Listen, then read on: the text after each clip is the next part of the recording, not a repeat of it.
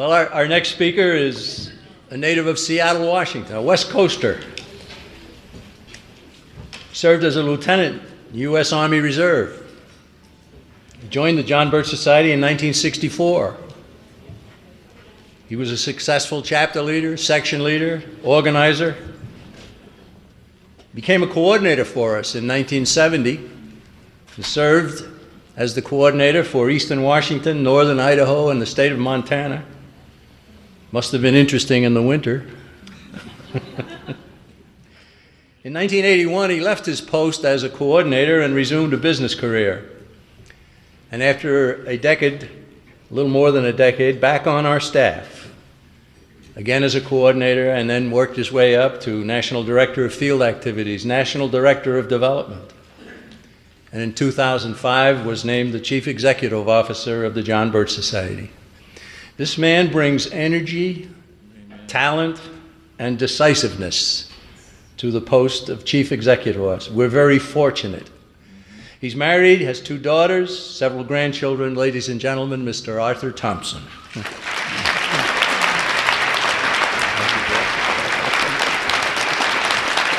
Go get him, Mark. Okay.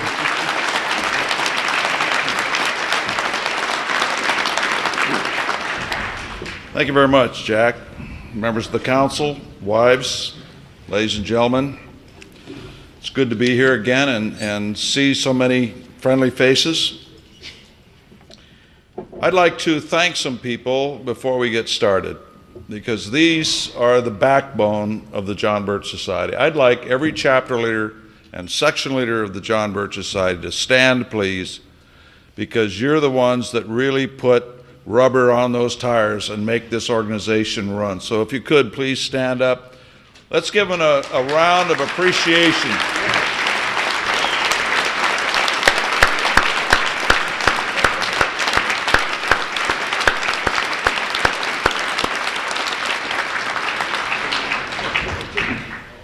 You know, we're learning new ways in the John Birch Society. Some of us are kind of like dinosaurs, but we don't want to go the route of the dinosaurs. And so we're learning a lot about computers. We have some men in the audience who've come here from headquarters to help us this weekend, and they've taught me a lot about Goggle and Yahoo.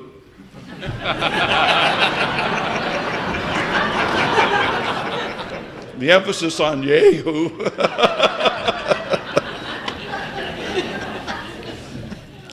There's somebody else I kind of would like to introduce to you, an old friend of many, many years ago who was on the staff when I was originally on the staff. And we talk about the youth program, but this man, it was his baby. He was the man that put it together. And I'd like just to introduce Mr. Glenn Dobbs, who used to be on our staff many years ago.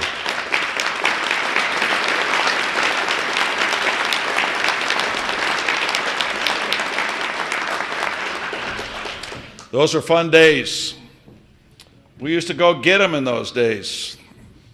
We used to sit and scheme, how are we going to really tear into these people and make life miserable for the other side? And we used to do a very good job of it. We want that kind of innovation back in the field. We want you to be thinking on your own about how to implement a national agenda as it fits your locale.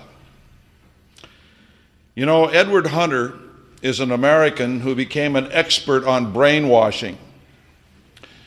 He worked with the United States government in looking into what the North Koreans did to our POWs in Korea. And he coined the term brainwashing, wrote a book about it, which we carried for a number of years. In late 1960, there was a very important conference that was held in Moscow. It was called the Congress of 81 Communist Parties.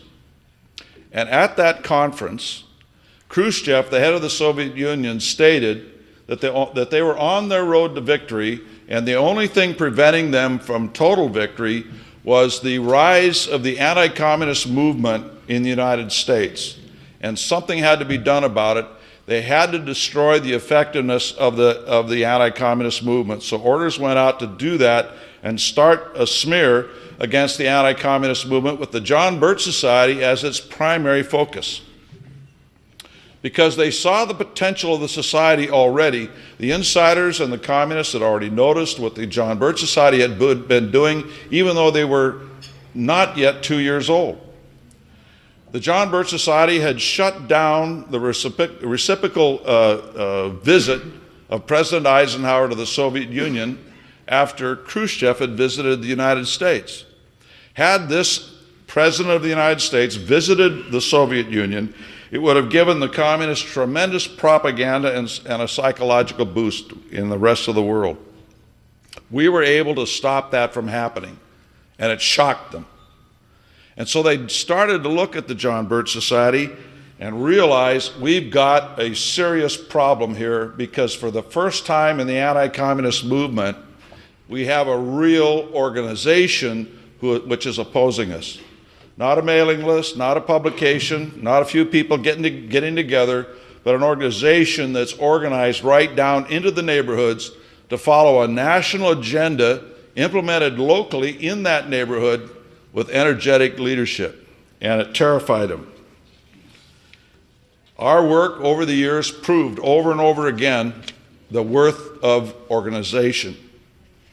I'll give you a couple of examples. Just our Support Your Local Police program, our Support Your Local Police committees, proves the statement that we were a real danger to the other side. I'd like to give you a couple of examples of the Support Your Local Police committees that did wonderful work. Keep in mind, in these days, for those of you who recall back then, we had bombings, we had riots, we had the inner cities of major areas across the country burning all the time. You know, we had the bomb du jour in those days. It wasn't a bomb now and then, it was every day somewhere in the nation. So we had a lot of chaos and problems in the streets. The Support Your Local Police committees and other aspects of the John Birch Society brought sanity back into those cities. One in particular that really was successful was in New York City. The Civilian Police Review Board was a program started by the communists to bring control of local police under radical elements. There are over 10 layers of oversight, if you will, on police behavior, starting with internal affairs departments within a local police department, all the way up through the FBI and Attorney General's office in the federal government. They wanted to circumvent all of that legal system and bring it under radical control in the local community through these civilian police review boards, to where they would control the local police department. And so in New York City, they were able to actually garner the public opinion there and organize it and stop the police review board from being implemented there. In fact, they even stopped the presidential aspirations of its mayor, John Lindsay, to where he had to drop out of the race for the United States presidency. He was a Rockefeller Republican. And in a city of about 8 million, I guess, 36 activist members of the John Birch Society accomplished that. One of those members is at the head table tonight, Jim Fitzgerald. Where's Jim? Oh, there he is.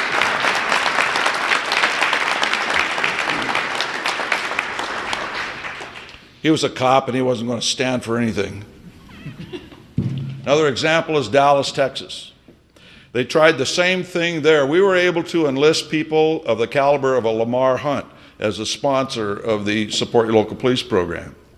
They stopped the police review board there, and you can arguably say that it was the result of the activity of the Support Your Local Police program in Dallas that caused the chief of police to resign, because he was for it. Not all chiefs of police are apolitical. That was accomplished with approximately a dozen of our members in that process. One of those individuals is at the head table this evening, Mr. Larry Waters. Where are you, Larry?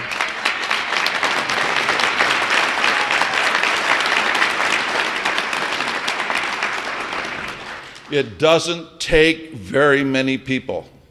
It just takes dedication, having the right tools, the right knowledge, being in the right place at the right time with the right stuff.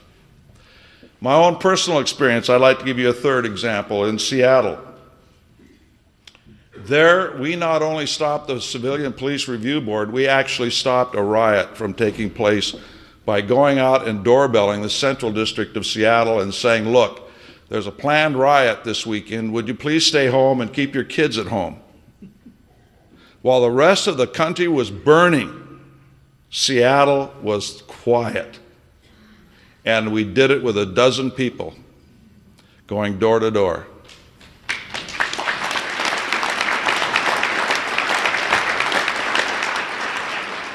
Now, as a sidebar to this, it's very interesting.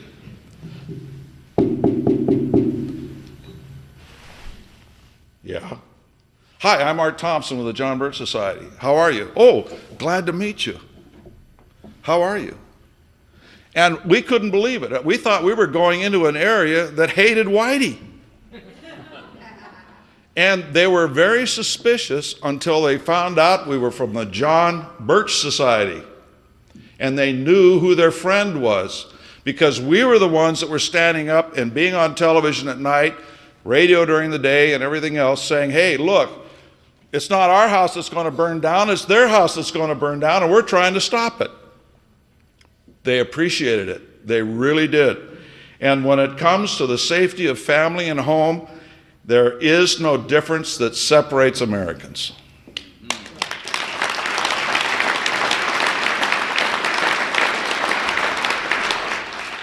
They probably thought we were from the government. We were, dressed in our dark suit. Well, everybody wore hats, fedoras in those days, and that kind of thing. Hi, I'm from the government, here to help you. These and many, many other examples could be used to show the value of the John Birch Society and the successes that we have had over the years. In addition to the specific agenda we offered, just as today, informed Birchers across the country give leadership to other organizations as well. They carry our educational effort into these other organizations, become leaders of these other organizations. This permeates out through the whole country. In fact, the society was so effective in those years that many of us that saw the big picture realized that we were disrupting the timetable of the conspiracy for consolidation of world control. In fact, our founder, Robert Welch, said so on more than one occasion. He said, for instance, in the John Birch Society Bulletin of October 1976, quote, "This will suggest that our total education program may have done more to slow down the communist advance than all of the other anti-communist organizations put together. That it may, in fact, have had considerable responsibility for causing the postponement of the consummation in 1976, which the insiders so devoutly wished," unquote. And it was true. Everything pointed to that year. Then it was pushed back to 87, 89, 2000. We've been able to make them miss their timetable for so many things. Look at the FTAA, that was 2001. Did we or did we not stop that? Yeah.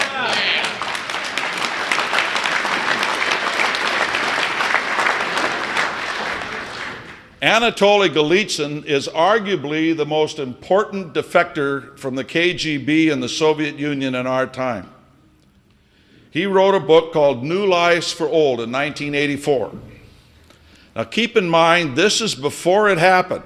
He said in the book that they are going to cause the demise of communism and the Soviet Union, shut down communism. What they're going to do is take the visible communist leaders, they're going to keep the communist apparatus in there, but they're going to take all those dirty, nasty, big guys up at the top of the Communist Party and put them off to the side and put some more friendly people in instead, like Gorbachev and others all around in these communist countries. And every person he named in the book that they were going to put in 1984 was done in 1989, 1990, and 1991. Every one of them.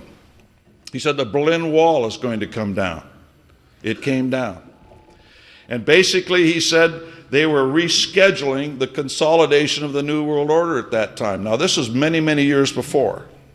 He's going all the way back to that same 81 Communist Party Congress, that they had decided that they were going to probably have to do that, and as time went on, that's exactly what they did, and they planned this whole thing of the demise of communism and everything to fool the American people into thinking communism was dead.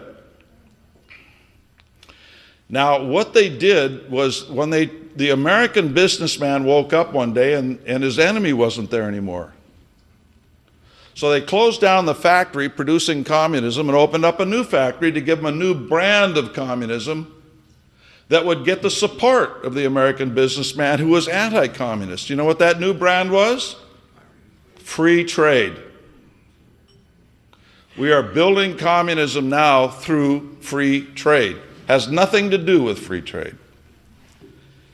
At any rate, they did not like the John Birch Society, not just because of our organization, which they saw was a real organization. They did not like the John Birch Society because we said, wait a minute, our founder showed us there's something more than communism. There's something above communism. There's actually a strategy, that pressure from below and pressure from above. And these two pressures work together towards a common goal of squeezing out Middle America. And Robert Welch named the names from those up on high who were part of this, and they couldn't stand it. The other thing they couldn't stand in relationship to that was they did not want the American people to know there was a conspiracy. Even today, how many people do you know that will not even whisper the word? Because, well, they won't get on Michael Medved if I talk about conspiracy or Hannity or those guys. I might not get my column printed from coast to coast. I might not get that national syndication of talk shows if I talk about conspiracy. So we just won't talk about it. That is the kind of atmosphere that these people were able to put into the American public through the controlled media of let's not even talk about conspiracy. That's a taboo.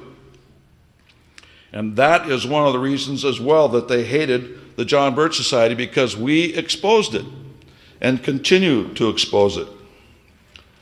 Remember, in the art of war, if you don't know who your enemy is, I guarantee you, you will lose. We identified the enemy, and the enemy was squealing. And so that was another reason why they didn't like the John Birch Society. The other thing is that, and this is really the key thing, I keep saying organization. A lot of people, they think organization, they don't quite get what the word means in their mind, and sometimes Birchers are so used to being involved in an organization, they just assume everybody else does the same thing that we do, but they don't. We spend a lot of time and money in organizing chapters right down into the neighborhoods. No other organization in this country does that except the Communist Party, ladies and gentlemen.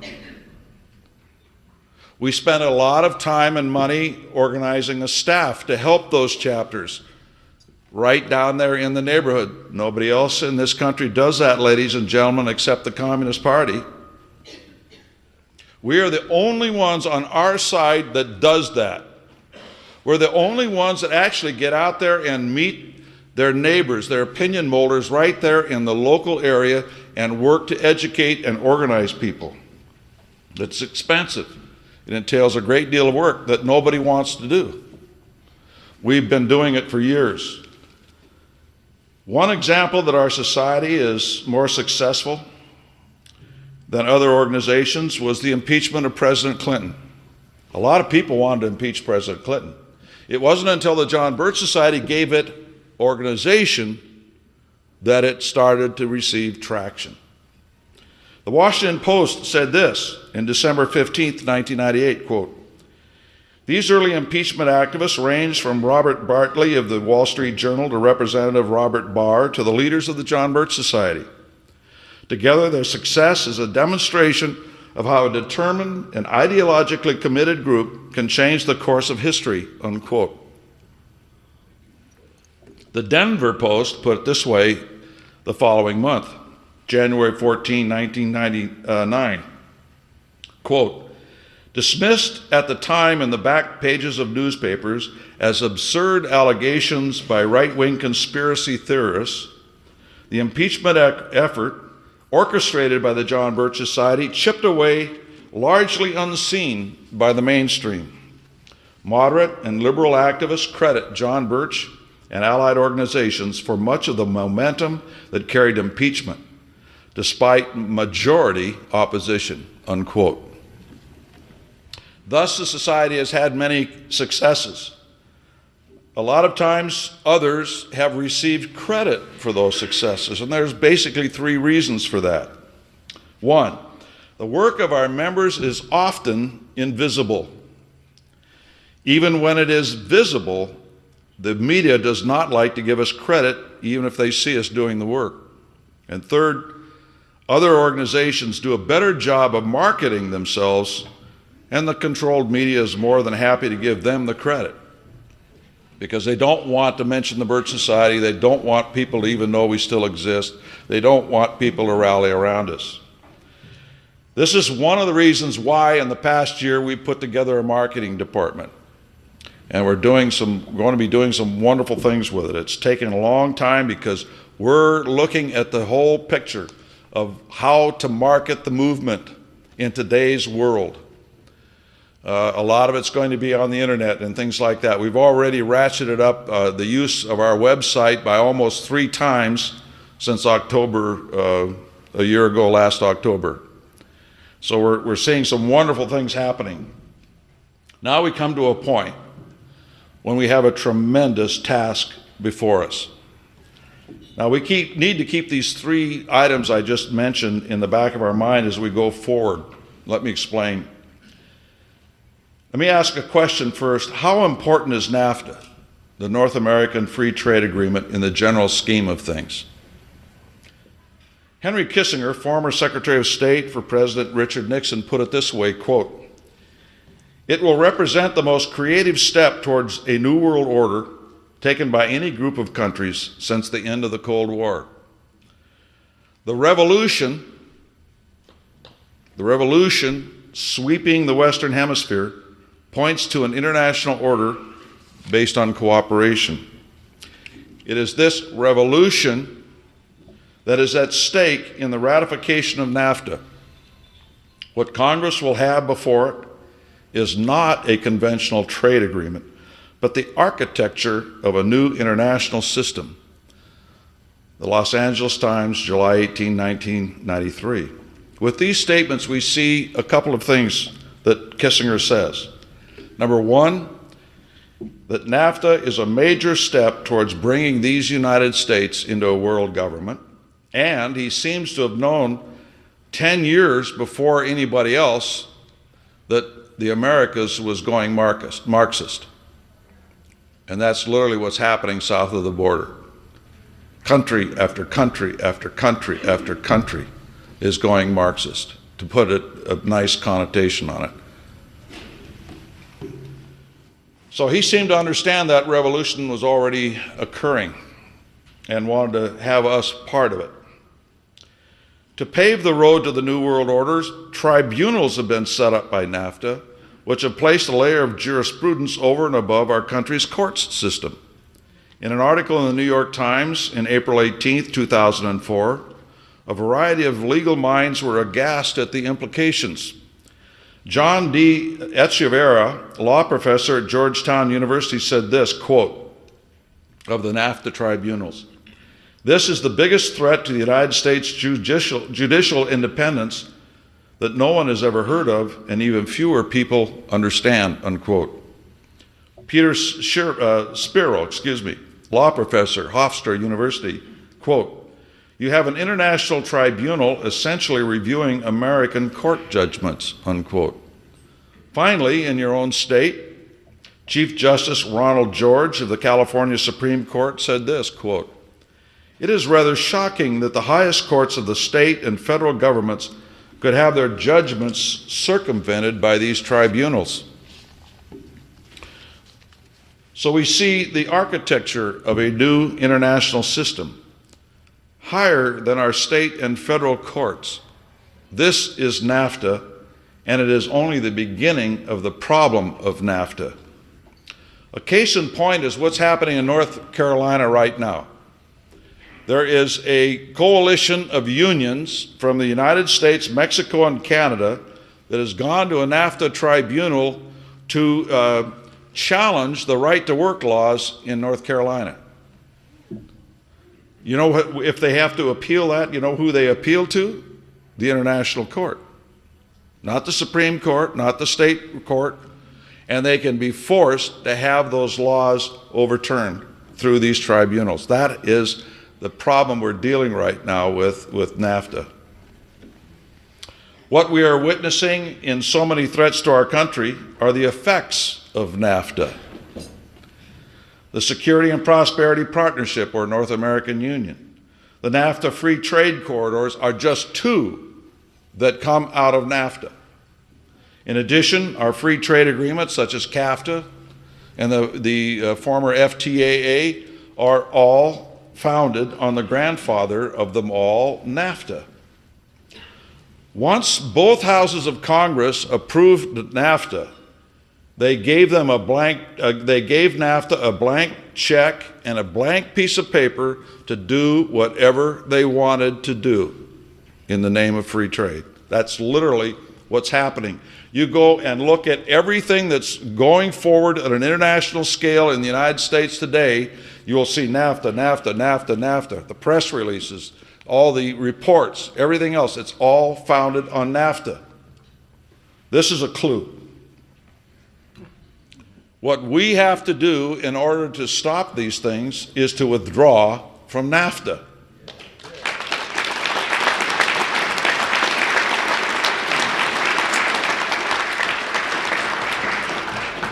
Simply put, we cannot stop immigration, the North American Union, preserve the Constitution, work through Congress, or any other aspect of our struggle until we get rid of NAFTA. Because it's becoming the law of the land. It's already the law of the land. It's carte blanche law. And a lot of people don't realize that until you get in and look at all the documents that are carrying this internationalism forward in this country. Worse, I think that these tribunals could even be used to shut down private initiatives such as the Minutemen if they really wanted to. I mean, they've got that kind of power now. They're just not ready to use that power yet. They're doing it incrementally, slowly.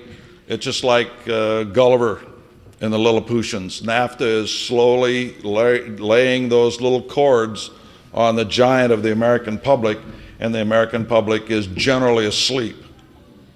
They're tossing in their sleep a little bit. I don't know if you've noticed that. They're beginning to wake up a little bit. They don't really know what's bothering them. Something's bothering them, and they don't feel those cords yet, but they kind of sense that there's something laying there that they don't like. And what we have to do is find the best means to inform them what's wrong, organize them, and then move ahead. Isaiah said it so well. Therefore my people have gone into captivity because they have no knowledge. We have to bring that knowledge to them. The people have allowed their eyes to be diverted, thinking that NAFTA was an economic thing, and it's not. It's a freedom thing. And that's what we have to show them. A slave is a slave is a slave, and a slave by any other name is still a slave. Pardon me, Gertrude Stein, but the thing is that a lot of people don't recognize that yet, and we're going to have to show that to them. That what we see in NAFTA is the strings of slavery. The bottom line is this: if we do not get rid of NAFTA, everything else we do will be for naught. We cannot stop the North American Union unless we get rid of NAFTA, Because if we could stop the North American Union, they could put a different name on it. They might not put a name on it at all, but keep the initiative going forward, slowly tightening the regulations, slowly merging medical services and steel regulations and all the transportation lanes and et cetera, et cetera, et cetera. So one day you wake up and realize we've merged and you didn't even know it. So we've got to get rid of NAFTA. How are we going to do it? We're going to do it the same way we've done it in the past. First of all, through good organization and leadership. Secondly, good tools for you to put to use. And three, the determination to get the job done. Now there's a fourth thing, actually, and that is we have to target the opinion molders. That does not mean we don't care about the man on the street. We do. He's the person we're trying to save. But the person who's going to stop NAFTA is our local official, the local Boy Scout leader, the local Kiwanian, the local member of the Chamber of Commerce, the local union leader, the local firefighter, those people that run the community. They are the people we are going to have to target. They are the people we are going to have to convince. They are the people who will get the job done once they understand the problem. And we help them organize. So our campaign will be geared for them. We're already seeing moves among various Americans that they realize that NAFTA is the problem. We need to build on that understanding. The timetable for the implementation of the North American Union is the year 2010. We stopped them in '76. We played a major role in stopping them in 2000, and then again with the FTAA timetable. And believe me, ladies and gentlemen, we can do it again.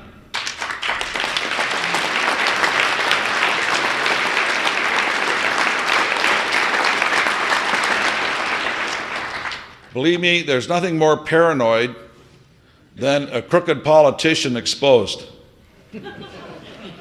And believe me, when you start exposing these people for what they really are, they cut and run. It's their modus operandi. But we are running out of time.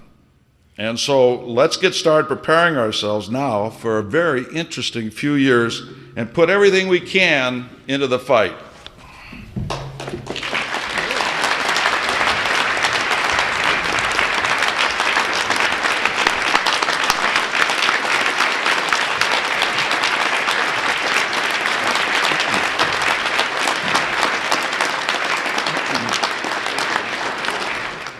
Thank you, Art.